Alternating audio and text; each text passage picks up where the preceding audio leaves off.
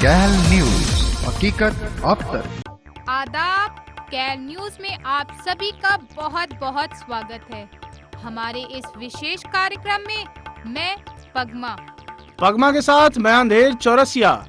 हम आपको हर हफ्ते एक नए मुद्दे से रूबरू कराते हैं। ऐसे ही हमारा आज का मुद्दा उपभोक्ता जागरूकता पर है। और मैं आपको बता दूं, इन सब मुद्दों की जानकारी सबसे पहले और सबसे तेज चैनल कैल न्यूज ने दी है। आइए देखते हैं क्या है उपभोक्ता जागरूकता। देखिए, जब कोई व्यक्ति किसी वस्तु या सेवा का उपभोग करता है तो उसे उपभोक्ता कहते हैं। मैं आपसे एक सवाल पूछती हूँ कि आप में से ऐसे कितने लोग हैं जो जागरूकता बरतते हैं? जी हाँ जी, आप बताइए। आप अपनी आवश्यक वस्तु खरीदते समय किन बातों पर ध्यान देते हैं? मैं तो उस वस्तु का मूल्य देखता हूँ बस। और आप? मैं तो विज्ञापन को देखकर उससे आकर्षित होकर उस वस्तु को खरीदती हूँ। और आप कैसे खरीदते हैं? अगर किसी वस्तु पर छूट होती है तो मैं उसे तुरंत खरीद लेता हूँ। मैं तो उसकी कंपनी और उस वस्तु की पैकिंग को देखकर सामान खरीदती हूँ। अच्छा, क्या आपको पता है कि आज आप उपभोक्ता शोषण के शिकार हैं? शिकार? हाँ, शिकार। हमारे संवाददाता त्वरण थापर ने उपभोक्ता शोषण के बारे में जानकारी हासिल की है। देखते हैं त्वरण थापर की एक रिपोर्ट। कम तौलना एवं कम मापना। व्यापारियों द्वारा बाजार में बेचा गया सामान कभी-कभी सही ढंग से तौला अथवा मापा नहीं जाता है। घटिया सामान। व्यापारियों द्वारा बाजार में बेचा गया सामान कभी-कभी निम्न स्तर का या घटिया होता है। अंतिम तिथि निकल जाने के बाद भी दवाओं का बेचा जाना, निम्न स्तरीय घरेलू उपकरणों को बेचना इत्यादि इसके उदाहरण हैं। अधिक कीमतें। अक्सर दुकानदार निर्धारित अधिकतम खुदरा मूल्य यानी MRP से अधिक मूल्य अनजान उपभोक्ताओं से ले लेते हैं। नकली माल। कभी-कभी असली वस्तुओं व पुर्जों के स्थान पर नकली माल बेचकर उपभोक्ताओं का शोषण किया जाता है। मिलावट व अशुद्धता। कभी-कभी व्यापारी अधिक लाभ कमाने के लोभ में महंगे पदार्थों, खासकर खाद्य पदार्थों में मिलावट कर देते हैं। इससे उपभोक्ताओं को पैसे के साथ-साथ स्वास्थ्य का भी नुकसान होता है। सुरक्षा उपायों की कमी। वैसे विद्युत यंत्र एवं उपकरण जो घरेलू एवं छोटे उद्योगों में बनाए जाते हैं, उनमें कभी-कभी पूरी तरह से सुरक्षा मापदंडों का पालन नहीं होता, जिससे उपभोक्ता के साथ दुर्घटना की आशंका होती है। कृत्रिम अभाव। कभी-कभी व्यापारी अधिक लाभ के लालच में वस्तुओं की जमाखोरी कर उस वस्तु का कृत्रिम अभाव पैदा कर देते हैं। बाद में उसे ऊंचे दामों में बेचकर उपभोक्ता का शोषण करते हैं। झूठी या अधूरी जानकारी। कभी-कभी वस्तु की कीमत, गुणवत्ता, विश्वसनीयता, जीवन चक्र, अंतिम तिथि, टिकाऊपन, स्वास्थ्य व पर्यावरण पर उसका प्रभाव, सुरक्षा रख रखाव पर अनुमानित लागत, क्रय की शर्तें आदि के विषय में गलत व आधी अधूरी जानकारी देकर विक्रेता उपभोक्ता को आसानी से धोखा दे देते हैं। विक्रय पश्चात सेवा की असंतोषजनक सुविधा, कार तथा बिजली व इलेक्ट्रॉनिक उपकरणों जैसी महंगी वस्तुओं के लिए आवश्यक भुगतान करने पर भी विक्रेता उपभोक्ताओं को संतोषजनक विक्रय पश्चात सेवा प्रदान नहीं करते। दुर्व्यवहार और अनावश्यक शर्तें, कुछ मामलों जैसे गैस कनेक्शन, नई टेलीफोन लाइन, लाइसेंस शुदा सामान प्राप्त करते समय अक्सर विक्रेता अनावश्यक शर्तें लगाकर उपभोक्ता को परेशान करते हैं। पगमा, तो ये थे उपभोक्ता शोषण के प्रकार। इन सब की जानकारी देने के लिए कैमरामैन सतीश झा के साथ मैं तुरंत थापर। त्वरण आप लाइन पर बने रहें, हम आपसे फिर संपर्क करते हैं। तो ये थे हमारे संवाददाता त्वरण थापर। आपने देखा आज हमारी देश की जनता कैसे उपभोक्ता शोषण का शिकार हो रही है। हम सब इस उपभोक्ता शोषण के शिकार हैं। आखिर इस शोषण का कारण क्या है? हाँ, इस उपभोक्ता शोषण की जानकारी लेना हम सब के लिए बहुत आवश्यक है। जानते हैं त्वरण से। हाँ त्वरण, आपने सुना हमारा सवाल? हाँ सरदीप, मैंने सुना।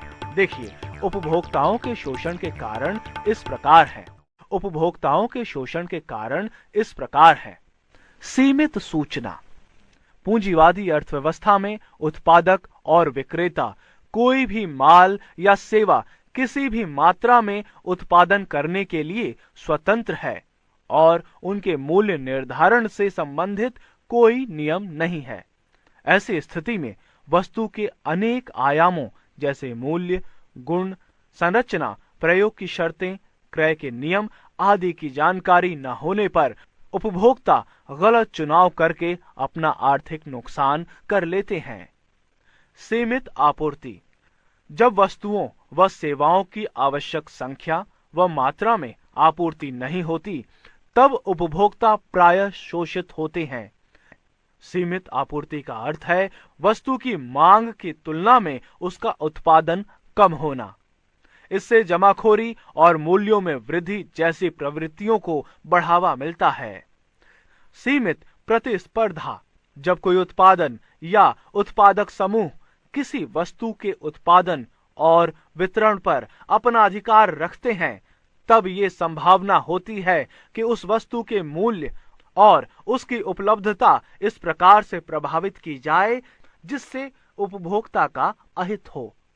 साक्षरता कम होना। हमारे देश में उपभोक्ता की जागरूकता का स्तर कम होने का सीधा संबंध निरक्षरता से है। तो देखा आपने उपभोक्ता शोषण के कारण।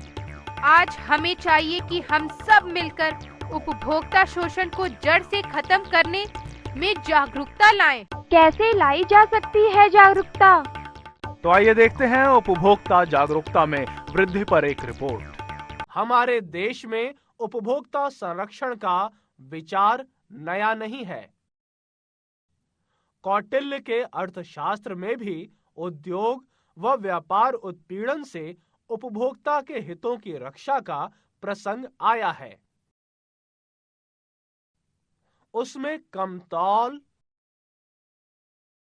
माप,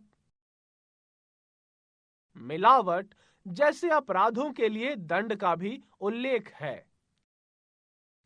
उपभोक्ता के अधिकारों की रक्षा के लिए संगठित व व्यवस्थित आंदोलन का विकास 1980 के बाद और 1990 के प्रारंभिक वर्षों में अर्थव्यवस्था के उदारीकरण में बढ़ोतरी होने के साथ हुआ। जब सरकार ने उत्पादन क्रियाओं से अपने आप को हटा लिया और निजी क्षेत्र को इस बाजार में अनुशासन और नियंत्रण की बहुत आवश्यकता है। उपभोक्ता को न केवल वस्तुओं के क्रय विक्रय के आर्थिक पक्षों की जानकारी होनी चाहिए, बल्कि स्वास्थ्य एवं सुरक्षा की भी जानकारी होनी चाहिए। उपभोक्ता का सुरक्षित भोजन के प्रति आश्वस्त होना उपभोक्ता जागरूकता का प्रमुख पहलू है। सरकार ने ये महसूस किया कि सभी प्रकार के गलत तरीकों के प्रति उपभोक्ता में जागरूकता उत्पन्न करना एवं उनसे निपटने के तरीके बताना ही उनके अधिकारों की रक्षा करने का सर्वोत्तम उपाय है। सरकार द्वारा अपनाए गए उपायों को जानने से पहले उपभोक्ताओं के अधिकारों व उनके कर्तव्यों के विषय में जानना आवश्यक है। क्या मैं कुछ पूछ सकता हूँ? हाँ हाँ, क्यों नहीं, पूछिए। दरअसल मुझे उपभोक्ताओं के अधिकार और कर्तव्य के बारे में जानना है। हाँ, आप सबको अधिकार है कि आप सरकार द्वारा उपभोक्ता के अधिकार और कर्तव्य के बारे में जानें और उसका पालन करें। उपभोक्ता के अधिकार और कर्तव्य उपभोक्ताओं के निम्नलिखित अधिकार हैं। सुरक्षा का अधिकार। उपभोक्ता को उन वस्तुओं की बिक्री से अपना बचाव करने का अधिकार है जिससे उनके जीवन और संपत्ति को खतरा हो। सूचना का अधिकार। इसके अंतर्गत उपभोक्ताओं को वस्तु या सेवा की गुणवत्ता, मात्रा, शुद्धता, स्तर और मूल्य के बारे में जानने का अधिकार है। चुनने का अधिकार। उपभोक्ता को विभिन्न वैकल्पिक वस्तुओं की सुलभता एवं उनमें से देख परख कर चुनाव करने का अधिकार है। यदि माल का उत्पादक या आपूर्तिकर्ता एक ही हो तो वो संतोषजनक गुणवत्ता एवं सेवा सही मूल्यों पर प्रदान करने का आश्वासन उपभोक्ता को देना चाहिए। सुनवाई का अधिकार। उपभोक्ताओं को अपने हितों से संबंधित समस्याओं पर उपयुक्त संस्थाओं एवं संगठनों द्वारा सुनवाई का अधिकार है। शिकायतों के निवारण का अधिकार। उपभोक्ताओं के शोषण व अनुचित व्यापारिक क्रियाओं यानी अनफेयर ट्रेड प्रैक्टिसेस के विरुद्ध की गई शिकायतों के निवारण का अधिकार उन्हें प्राप्त है। उपभोक्ता शिक्षा का अधिकार। इसके अंतर्गत उपभोक्ताओं को अपने अधिकारों और वस्तुओं के बारे में जानकारी प्राप्त करने का अधिकार है। सरदीप, कितने सारे अधिकार हैं हमारे। हाँ रीमा, और अपने अधिकार प्राप्त करने के लिए उपभोक्ताओं को निम्नलिखित कर्तव्य पूरे करने चाहिए। कर्तव्य? कैसे कर्तव्य? कोई भी माल खरीदते समय उपभोक्ताओं को सामान की गुणवत्ता, गारंटी इत्यादि अवश्य देखनी चाहिए। अगर संभव हो तो गारंटी कार्ड लेना चाहिए।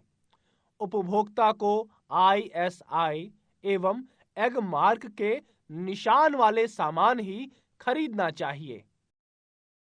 जहां भी संभव हो खरीदे गए सामान व सेवा की रसीद अवश्य लेनी चाहिए। उपभोक्ताओं को उपभोक्ता जागरूकता संगठन बनाना चाहिए।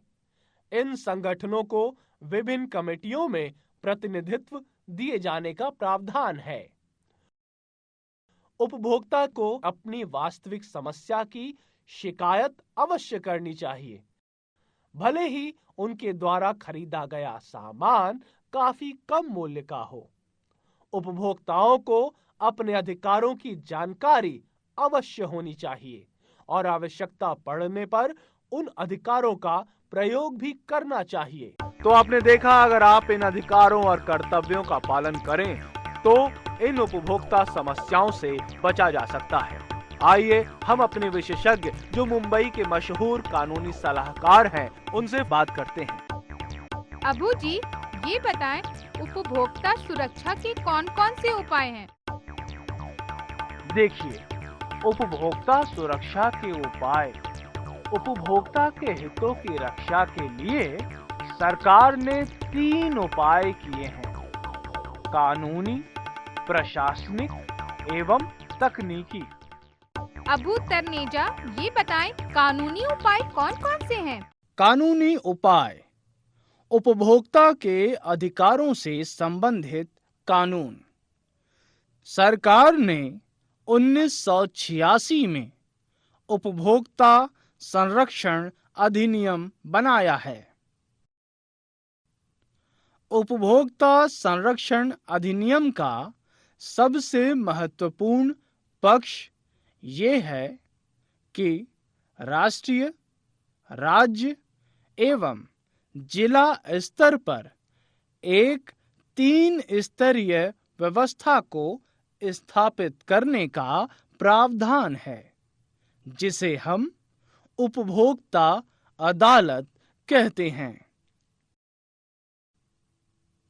राष्ट्रीय स्तर पर उपभोक्ता अदालत को राष्ट्रीय उपभोक्ता आयोग यानी नेशनल कंज्यूमर कमीशन कहते हैं। यह सर्वोच्च उपभोक्ता अदालत है और यह दिल्ली में स्थित है।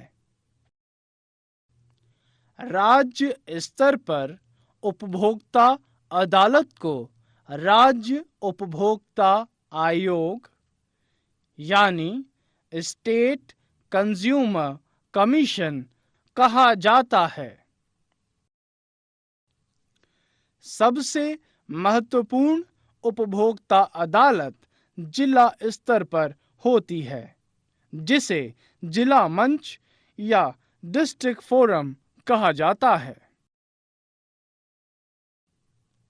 सभी उपभोक्ता अदालतें उपभोक्ताओं की परेशानियों और शिकायतों का अध्ययन करने के बाद उत्पादकों व व्यापारियों को आवश्यक राहत व भुगतान देने का निर्देश देती है। इस समय देश भर में लगभग 500 जिला उपभोक्ता मंच हैं, जिन्होंने अब तक 13 लाख उपभोक्ता शिकायतों पर विचार किया है। इनमें से लगभग 77% मामले निपटाए गए हैं।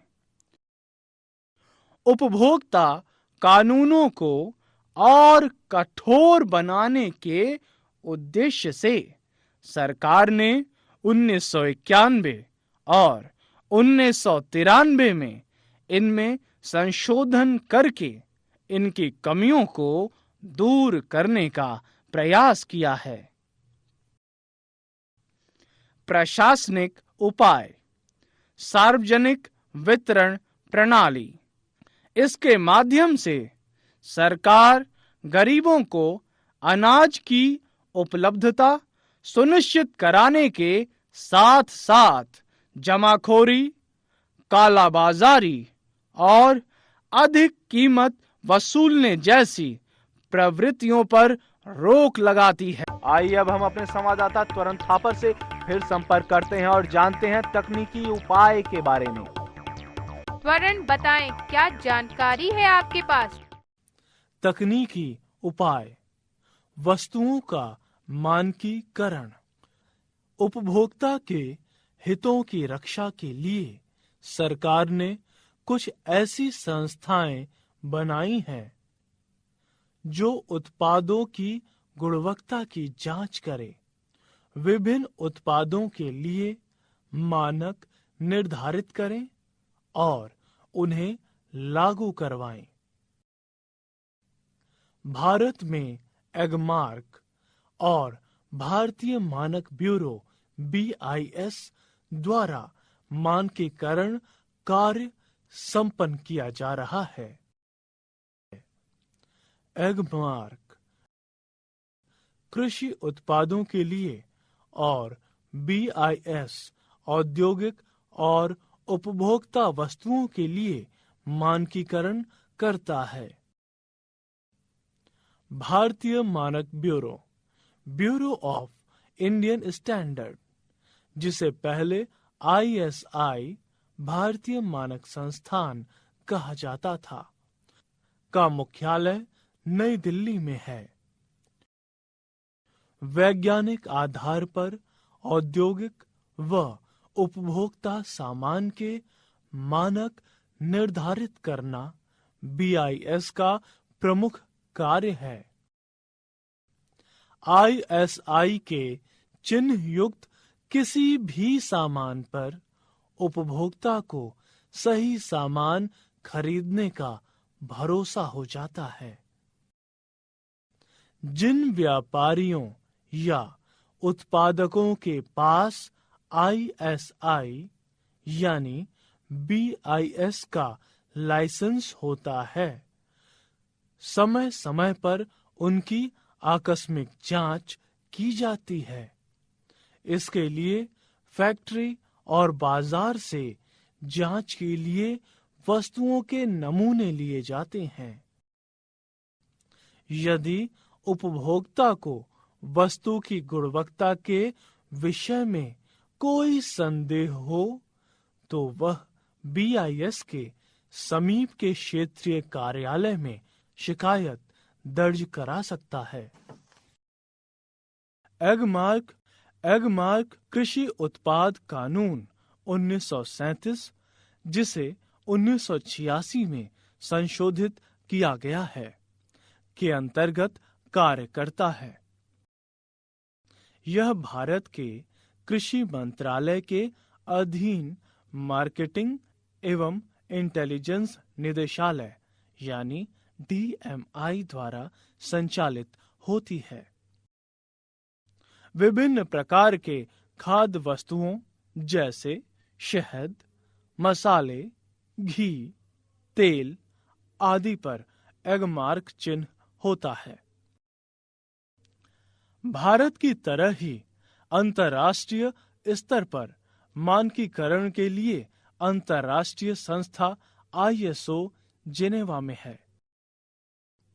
ISO एक गैर सरकारी संस्था है जिसकी स्थापना 1947 में हुई थी। ISO द्वारा किए गए कार्यों के आधार पर अंतर्राष्ट्रीय समझौते किए जाते हैं। यह समझौते अंतर्राष्ट्रीय मानकों के तौर पर प्रकाशित किए जाते हैं। ISO 6000, ISO 9001, ISO 14000 जैसे मानक इसी अंतर्राष्ट्रीय संस्था द्वारा कंपनियों और औद्योगिक उत्पादों को प्रदान किए जाते हैं।